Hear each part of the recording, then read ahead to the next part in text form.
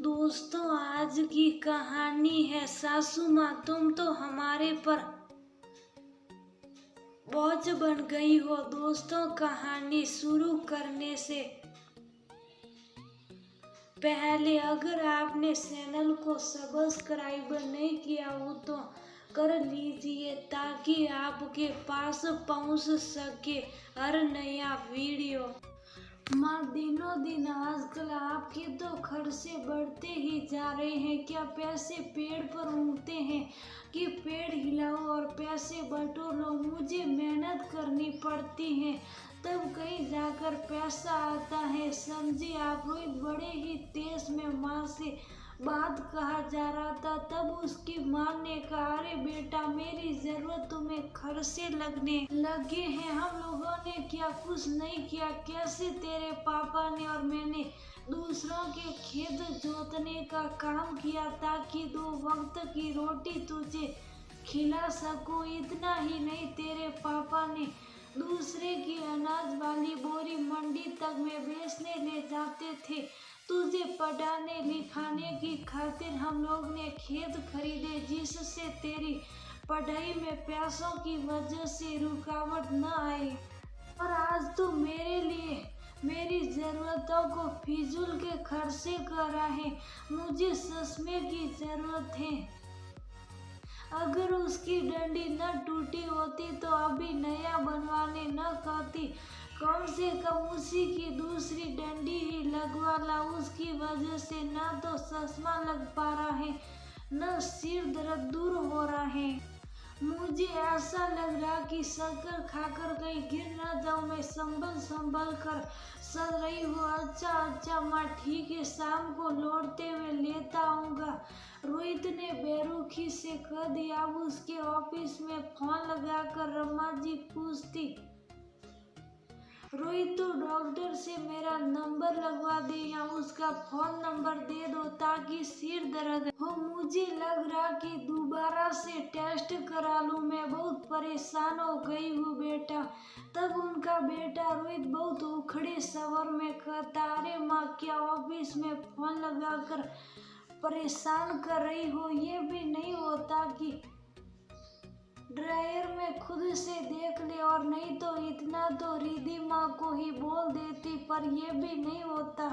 आपको मुझे परेशान करने का बहाना सही है। जैसे मुझे परेशान करने में आपको मजा आता, और बस कुछ नहीं। माँ, बेटा सुन तो मेरी पूरी बात। वो पूरी बात ही नहीं कर पाती और वो फोन रख देता और उनकी बहू से वह कुछ बोले। उनकी कहाँ इतनी जाल। घर में रोहित ने सिर पर इतना सटा लिया कि उससे रमा जी बात करना ही पसंद नहीं करती। वह तो घर के काम बिना बोले कर देती थी। वो रोहित के मन का हमेशा खाना बनाती, शादी उसकी जरूरत से पहले उसके काम कर देती थी। पर रिद्धि माँ को क्या उसे उसके आने से सहूलियत ही थी। जिम्मेदारी तो रमा जी घर की निभा रही थी। मजाले कि कई धूल का नाम निशान दिख जाए। रोहित और रिद्धि माँ उनका कभी कोई ऐसा नहीं मानते। जब से शहर आई तो पति की यादों से दुखी नहीं रहना चाहती थी। बस वो बिजी रहकर अपने दुख दर्द को भूलना चाहती थी। बहू अभी भी ऐसी मिली कि कुछ पूछो ही मत। वह तो एक की सार सुनाने वालों में से थी।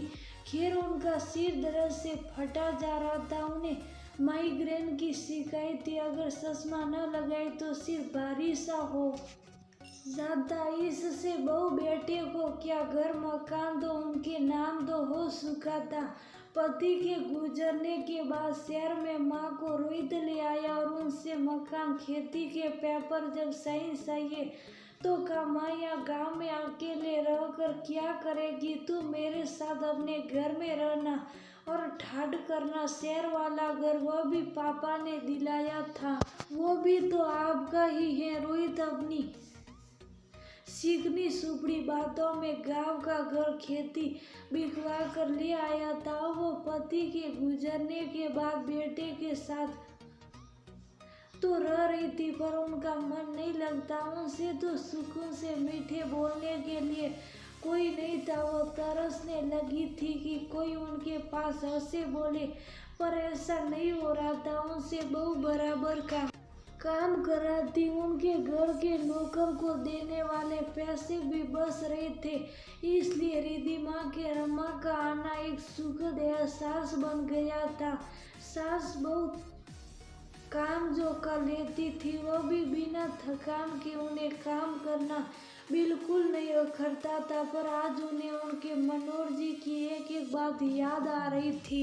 वो कहते थे, देखो रमा, मैं जब तक हूँ तब तक हाथ में रकम रखूंगा, नहीं तो हाथ खाली होते ही कोई इज्जत नहीं रहती, न ही कोई साथ देता है। आज रमा जी को चश्मा ठीक कराने के लिए बेटे के आगे हाथ फैलाना पड़ रहा था, पर करे भी तो क्या करे, उसके पास कोई रास्ता नहीं बचा था। बेटे के मुंह में खेती मकान बिकवा दिया और शहर वाला घर भी उसने अपने नाम करा दिया। इस कारण वह बेबस सा महसूस कर रही थी। बहू रिद्धिमा की किटी थी तो वो तैयार होकर निकल गई। अब तो उनसे जितना काम हो सकता वो ने कहा। रात हुई तो बोली, बेटा रोहित, मेरा चश्मा बन गया कि नहीं? मेरा सिर बिना चश्मे के बहुत भारी भारी लगता है।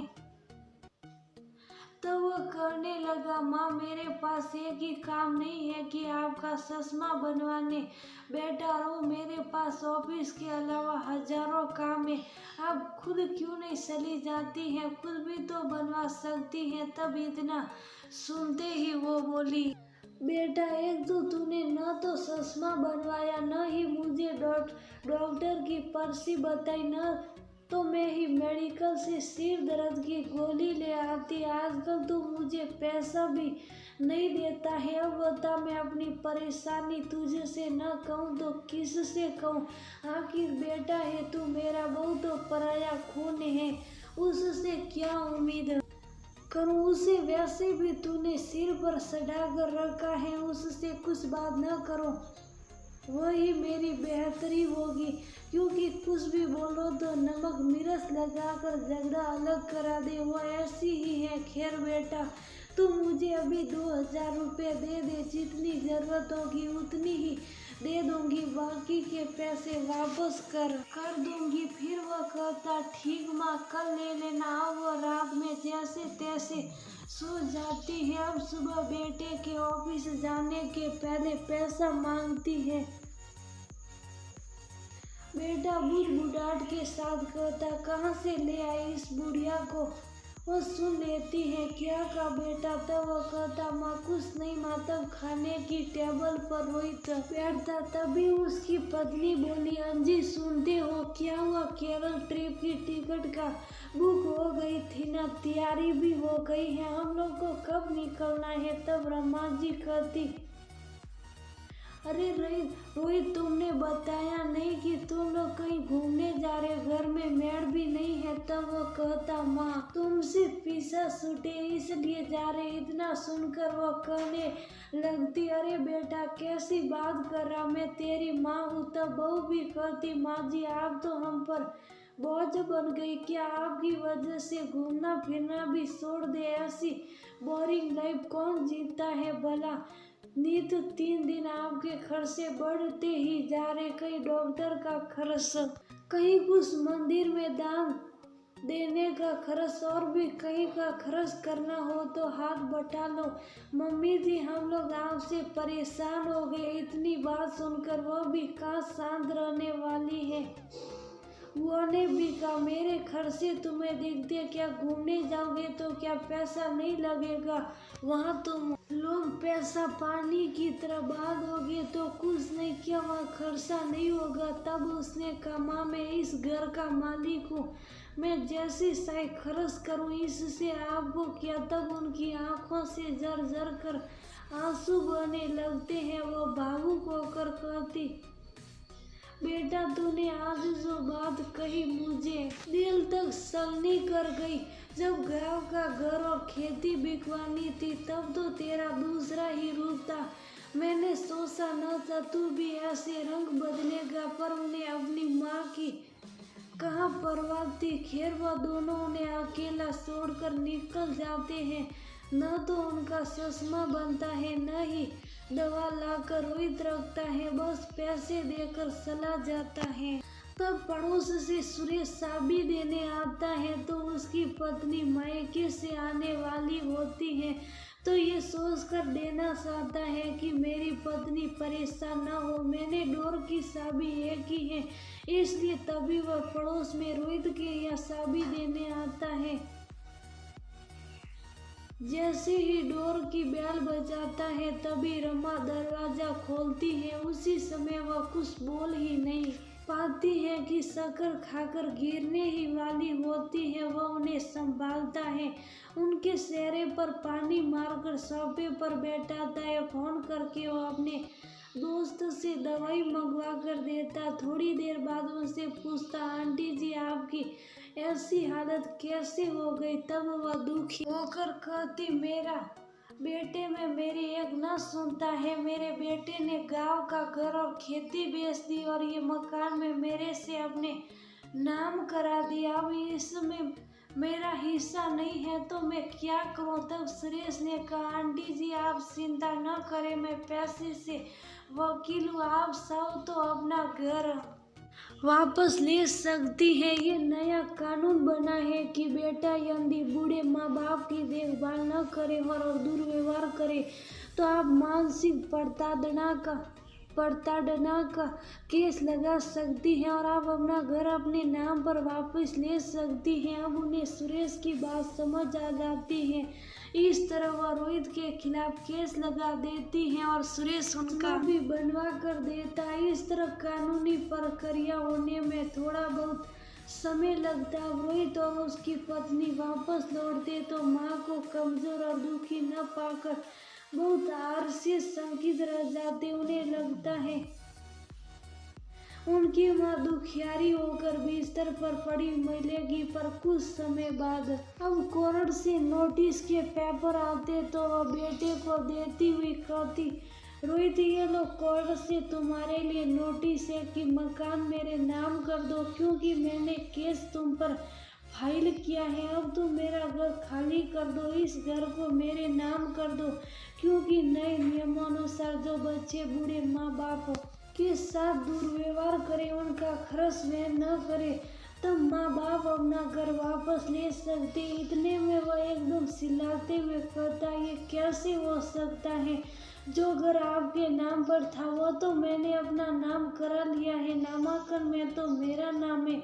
उसकी बातें सुनकर वो कहती, ये नोटिस आया है, उसको पढ़कर जवाब देकर घर खाली कर देना। 1 सप्ताह का समय है, सोच लो कहाँ और कैसे रहोगे। अब आटे दाल का भाव पता चल जाएगा। तब रोहित ने कहा, माँ ये आप कैसे कर सकती हैं, आखिर मैं आपका बेटा हूँ, खूनों की माँ ऐसा कैसे कर सकती है।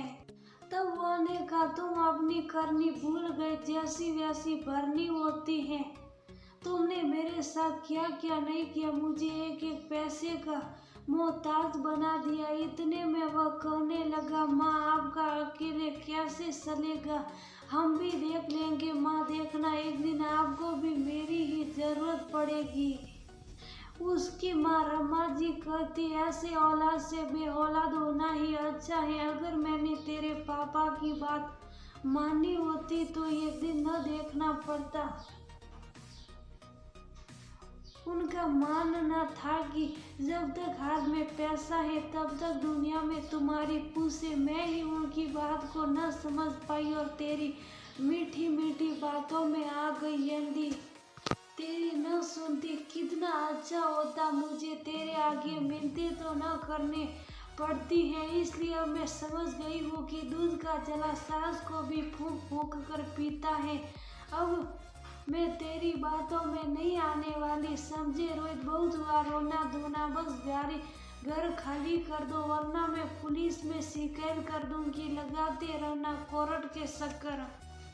अब रमा जी के अंदर आत्मविश्वास आ गया था। जो बेटे के सामने गिड़गिड़ाती थी वहीं अब उनका बेटा गिड़गिड़ा रहा था, माँ ऐसा मत करो, मैं आपको पूरी तरह से ख्याल रखूंगा। पर उनके ऊपर कोई असर न हुआ। बेटे बहू को निकाल दिया। इस तरह उन्हें अपना घर वापिस मिल गया और बेटे को घर खाली कर जाना पड़ा। इस बार रमा जी धोखा खाकर मुंह के बल गिरना नहीं चाहती थी।